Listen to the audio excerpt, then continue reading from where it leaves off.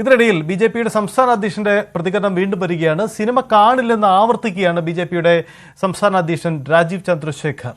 കേൾക്കാം അദ്ദേഹത്തിന്റെ വാക്ക്. I have not seen the movie. I have seen the earlier prequel of the movie called Lucifer. That was a very good movie. It was a thriller. I enjoyed the movie. I'm a big fan of Mohanlal. And I had said that I look forward to seeing the sequel. But it is clear, and I have said also, the party's position is very clear. A movie is a movie. Movie is not history. And therefore, everybody has a right, every Malayali has a right to go watch a movie, to criticize it, to like it, to dislike it. Many people have disliked the movie. Some people like Pinarayi Vijayan and his group have liked the movie. That is fine. What we have said is that a movie is a movie and therefore people should not read too much into it or too less into it. In any event, without us saying anything or anybody saying anything, the producers have decided, because of the feedback, I think, commercial feedback, that they want to cut the movie and they want to make edits and recensor the movie, submit it for recensorship. So, I have no view on it. All I have said yesterday is, given the controversy around the movie and given the feedback that I have received, I have chosen not to watch it. ഇതാണ് രാജീവ് ചന്ദ്രശേഖരന്റെ വാക്കുകൾ. അദ്ദേഹം നേരത്തെ പറഞ്ഞ കാര്യം ഒന്നുകൂടി ആവർത്തിക്കുകയാണ്. ആദ്യ സിനിമ ലൂസിഫർ ഇഷ്ടപ്പെട്ടതാണ്, മോഹൻലാലിന്റെ ഫാനാണ്, പക്ഷേ ഈ സിനിമ കാണില്ല, ഈ തെറ്റായ കാര്യങ്ങൾ പറയുന്നു. ആദ്യം പറഞ്ഞത് മോഹൻലാൽ തന്റെ സുഹൃത്തായത്. ഇതൊക്കെയാണ് അദ്ദേഹം നേരത്തെ വിശദീകരിച്ചത്. സമാന നിലപാട് തന്നെയാണ് അദ്ദേഹം വീണ്ടും ആവർത്തിക്കുന്നത്. നവമി, അവസാനമായി വരുമ്പോൾ സിനിമയുടെ ഇനി ഈ റീ എഡിറ്റിന് ശേഷമുള്ള സാഹചര്യം എന്താ എന്നത് പ്രധാനപ്പെട്ട കാര്യമാണ്. സിനിമാ മേഖലയിൽ നിന്നും പിന്തുണ കിട്ടുന്നില്ലെങ്കിലും രാഷ്ട്രീയ രംഗത്തുള്ള നിരവധി ആളുകൾ ഇക്കാര്യത്തിൽ പ്രതികരിക്കുന്നുണ്ട്. ഇതിൽ നമുക്ക് ഇതിൻ്റെ അണിയറ പ്രവർത്തകർ ആരുടെയെങ്കിലും പ്രതികരണം പ്രതീക്ഷിക്കണോ കൂടുതലായി? കാരണം ഇതൊരു വലിയ രാഷ്ട്രീയ വിവാദം കൂടിയാണല്ലോ. സ്വാഭാവികമായും അവരുടെ പ്രതികരണം വേണം. ആന്റണി പെരുമ്പാവൂർ അടക്കമുള്ള ആളുകൾ, കാരണം ഈ സിനിമയുടെ അണിയറ പ്രവർത്തകരും പ്രത്യേകിച്ച് ആന്റണി പെരുമ്പാവൂരും സിനിമാ സംഘടനകളുമായി ഒരു തർക്കമൊക്കെ തുടക്കത്തിൽ ഉണ്ടായിരുന്നല്ലോ. അത് ഈ സിനിമയുടെ പിന്നീടുള്ള വിവാദങ്ങളെ ബാധിച്ചിട്ടുണ്ടോ? ഇപ്പോൾ പ്രകടമാകുന്ന ഒരു മൗനം അതിൻ്റെ ഭാഗം കൂടിയാണോ നവമി?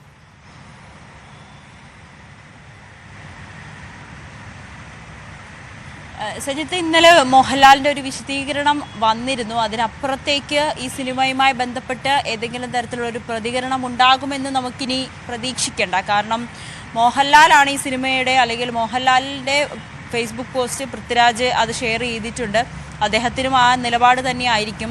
നമ്മൾ മുരളി ഗോപി അടക്കമുള്ള ഈ സിനിമയിലെ മറ്റണിയറ പ്രവർത്തകരുമായി ബന്ധപ്പെട്ടിരുന്നു. ഈ ഗോകുലം ഗോപാലനെ അടക്കം ആന്റണി പെരുമ്പാവൂരിനെയൊക്കെ ബന്ധപ്പെടുന്നു. പക്ഷെ അവർക്കാർക്കും ഇതിലിനി പ്രതികരിക്കാൻ താല്പര്യമില്ല, അല്ലെങ്കിൽ ഇപ്പോൾ പ്രതികരിക്കുന്നില്ല എന്ന് മാത്രമാണ് പറയുന്നത്. അതിനർത്ഥം ഇനി ഇതുമായി ബന്ധപ്പെട്ട് സിനിമയുടെ അണിയറ പ്രവർത്തകരിൽ നിന്നും പ്രത്യേകിച്ച് ഒരു അഭിപ്രായവും വരില്ല എന്ന് തന്നെ നമുക്ക് വിശ്വസിക്കാം. ഇനി നാളെ തിയേറ്ററിൽ റീ എഡിറ്റഡ് വേർഷൻ എത്തുകയാണ്. അതെങ്ങനെയാണ് പ്രേക്ഷകർ ഇനി അത് കാണാൻ ആളുകൾ എത്തുമോ എന്നതും ഇനി നോക്കി കാണേണ്ടതുണ്ട്. എന്തായാലും മോഹൻലാൽ ഇപ്പോൾ ഒരു ഖേദപ്രകടനം ഇന്നലെ തന്നെ നടത്തിയിരുന്നു. പക്ഷെ ഇപ്പോൾ മോഹൻലാലിൻ്റെ ഫേസ്ബുക്ക് താഴെ ഇപ്പോൾ ഈദ് മുബാറക്ക് വിഷ് ചെയ്തുകൊണ്ടിട്ടിരിക്കുന്ന പോസ്റ്റിന് താഴെ അദ്ദേഹത്തിന് വീണ്ടും അറ്റാക്കുകൾ ഉണ്ടാകുകയാണ്. ഈ സിനിമ ഇറങ്ങി അല്ലെങ്കിൽ ഒരു വിശദീകരണം നൽകാതിരുന്നത് വരെ മോഹൻലാലിനെ ആ രീതിയിൽ ആളുകൾ വിമർശിക്കുന്നു. ഇപ്പോൾ ഒരു ഖേദപ്രകടനം നടത്തിയിട്ടും വിമർശിക്കുന്നു. ഇനി എന്താണ് മോഹൻലാൽ ചെയ്യേണ്ടതെന്ന് ഒരു ചോദ്യം കൂടി ബാക്കിയാകുന്നുണ്ട്. ഒപ്പം ഈ സിനിമയുടെ ഭാഗങ്ങൾ, അല്ലെങ്കിൽ ഇതിൻ്റെ ഒരു പ്രിവ്യൂ ഷോ പോലും മോഹൻലാൽ കണ്ടിട്ടില്ല എന്ന് പറയപ്പെടുന്നു. പക്ഷേ മോഹൻലാൽ അറിയാതെ ഈ സിനിമയുടെ ഓരോ ഭാഗവും ചിത്രീകരിക്കുമോ എന്നൊരു ചോദ്യം പ്രധാനപ്പെട്ടതാണ്. കാരണം മോഹൻലാലും പൃഥ്വിരാജും ആന്റണി പെരുമ്പാവൂരും ഒക്കെ, പൃഥ്വിരാജ് തന്നെ അഭിമുഖത്തിൽ പറഞ്ഞതാണ്, 6 മണിക്കൂറാണ് ഈ സിനിമയുടെ കഥ മോഹൻലാലിന് വിശദീകരിച്ച് നൽകിയത്. അതിനുശേഷം ഇതിൻ്റെ ഓരോ ഭാഗങ്ങളിലും അത് മല്ലിക സുകുമാരൻ തൻ്റെ ഫേസ്ബുക്ക് പോസ്റ്റിൽ അത് വിശദമായി എഴുതിയിട്ടുണ്ട്.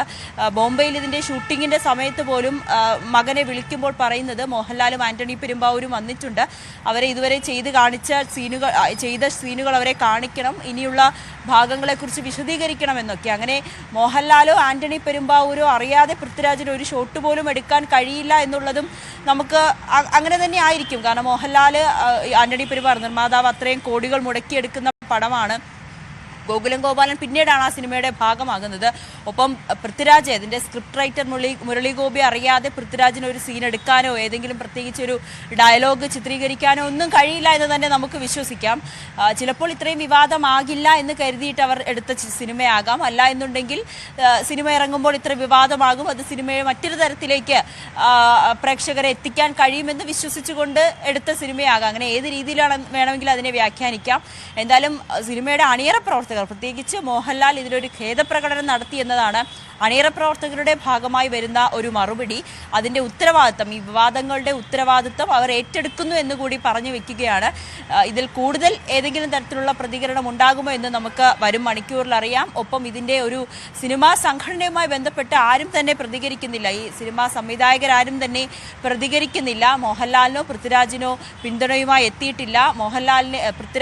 പ്രത്യേകിച്ച് പൃഥ്വിരാജിനെ ഒറ്റപ്പെടുത്തുന്ന ഒരു സാഹചര്യത്തിലേക്ക് മലയാള സിനിമയുടെ പ്രവർത്തകർ മാറി എന്ന ഒരു വിമർശനവുമൊക്കെ മല്ലിക സുകുമാരൻ അറിയിക്കുന്ന ഒരു സാഹചര്യം കൂടിയാണ് നിലനിൽക്കുന്നത്. എന്തായാലും നാളെ മുതലോ അല്ലെങ്കിൽ ഇന്ന് വൈകുന്നേരത്തോടു കൂടിയായിരിക്കും ഈ റീ എഡിറ്റഡ് വേർഷൻ തിയേറ്ററുകളിൽ എത്തുക.